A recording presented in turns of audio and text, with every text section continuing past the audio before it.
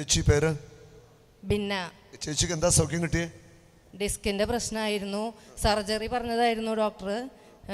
എത്ര കാലമായിട്ട് പ്രയാസമുണ്ട്?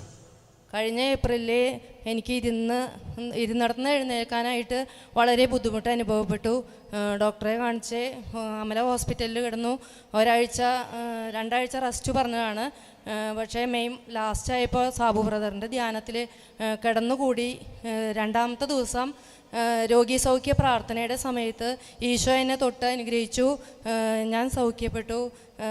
സാബു ബ്രദർ അന്ന് എന്നെ സ്റ്റേജിൽ കയറ്റിയിരുന്നു. എൻ്റെ ബെൽറ്റൊക്കെ ഊരി വാങ്ങിച്ചിരുന്നു. പക്ഷേ പൂർണ്ണമായി ഞാൻ സൗഖ്യപ്പെട്ടു എന്ന് ഞാൻ അപ്പോൾ വിചാരിച്ചില്ല. എന്തുകൊണ്ടെന്നാൽ എനിക്ക് കുറച്ച് വേദന ഉണ്ടായിരുന്നു. അന്ന് ഞാൻ തീരുമാനിച്ചു, പൂർണ്ണ സൗഖ്യം കിട്ടുകയാണെങ്കിൽ ചേർപ്പിൽ ധ്യാനത്തിൽ എനിക്ക് സാക്ഷ്യം പറയണം എന്ന് തീരുമാനിച്ചിരുന്നു. ഇന്ന് എനിക്ക് അതിന് സാധിച്ചു. പൂർണ്ണമായും ഞാൻ സൗഖ്യപ്പെട്ടു.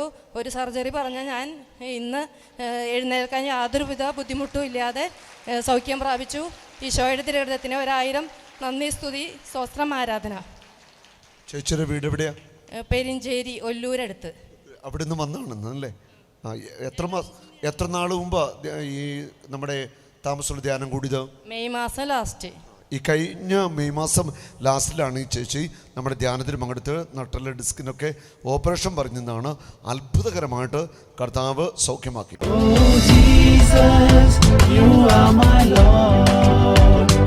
Oh, Jesus, you